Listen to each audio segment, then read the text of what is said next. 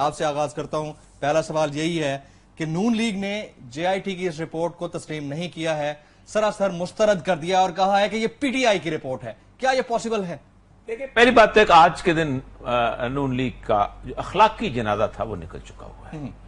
اگر کوئی شخص یہ کہے نا کہ اخلاقی طور پر نون لیگ ایک زندہ وجود رکھتی ہے تو ختم ہو چکا ہوا ہے. اس کی بنیادی وجہ یہ ہے کہ باقی چیزوں کو چھوڑ دیں کہ آپ نے پیسہ کہاں سے بنایا, آپ نے پیسہ زیادہ خرچ کیا, آپ کے پاس محلات بن گئے, آپ نے کرپشن کی, نہیں کی, یہ کی, وہ کی, فلاں کر.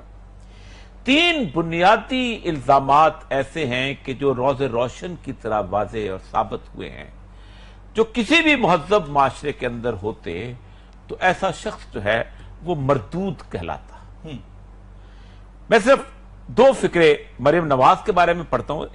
کنکلوژن کی جو 3rd پیراگراف ہے اس کے اندر وہ کہتے ہیں جی, مریم Safdar has submitted fake falsified document to the GIT.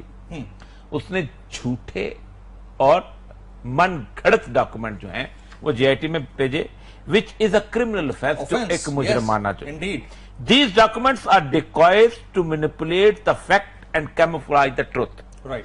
یہ جو ڈاکومنٹ تھے یہ بیسیکلی ایک حقیقت کو چھپانے کے لیے اور سچ کے اوپر پردہ ڈالنے کے لیے بنائے گئے تھے. Mr Hussain Nawaz and captain retired Safdar as well as مسمات Maryam Safdar have also signed these falsified and misleading documents. ان کو سائن بھی کیا انہی جھوٹے document. Hassan Nawaz having submitted these documents at respondent number 8 is also prima facie involved in manipulating and misleading the Honorable Supreme Court. ایک جھوٹی شہادت بھی دی.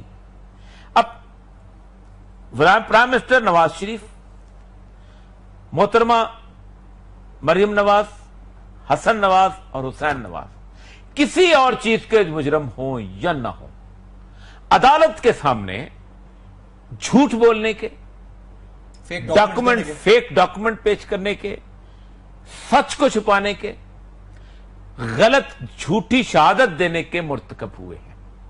یہ وہ جرم ہے جو 466 اور 477 پی پی سی کے تحت ایک قابل دست اندازی پولیس مجرم مانا جرم ہے, جسے کہتے ہیں کہ پولیس, اگر میرے اور آپ جیسے کسی آدمی نے یہ جرم کیا ہوتا تو اب تک پولیس مجھے ہتھکڑی لگا کے لے جا چکی ہوتی. اور یہ سب اخلاقیات کا جنازہ تو اس طور میں نکلتا ہے کہ 22 اپریل 2016 کو وزیر اعظم میاں نواز شریف نے قوم سے خطاب کیا تھا. اس خطاب میں کہا تھا کہ کمیشن یا جے آئی ٹی جو بھی فیصلہ دے گی وہ اس کو مانیں گے اور مستعفی ہو جائیں گے. اچھا, کسی اور ادارے کو زندہ بھی نہیں رہنے دیتے. کہ اب ایف آئی آر کی کاپی میرے سامنے ہے.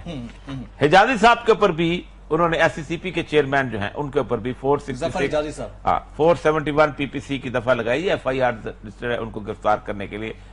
ٹیم چلی گئی تھی اب تک میرے خیال میں. ظفر حجازی صاحب کا کوئی ذاتی بزنس تھا نہیں.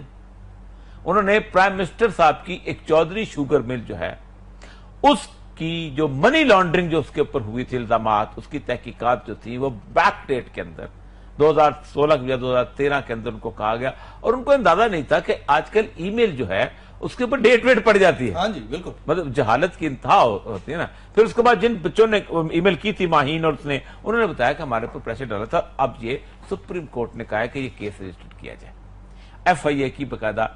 آج سے دیکھیں ہمیں we have to give the credit to the J I T members. دیکھیں آج سے 3 دن پہلے پاکستان کا ہر ٹیلی ویژن چینل یہ کہتا تھا وہ جی اس کے قحط 18 گریڈ کے افسر ہیں, جی 19 گریڈ کے افسر ہیں, ان کے ماتحت ہیں, کیا کر سکیں گے.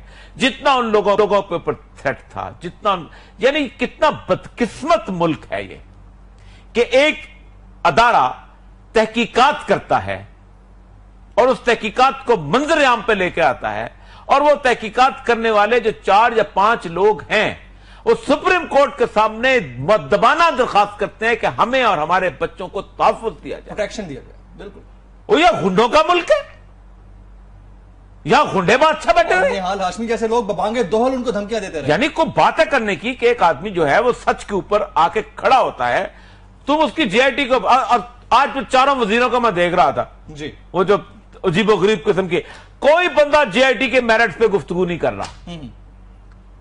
یہ اس کے چاچے کا رشتہ دار ہے, یہ مامے کا, او بھائی یہ اس نے جو فیکٹ پیش کیا ہے تمہارے سامنے.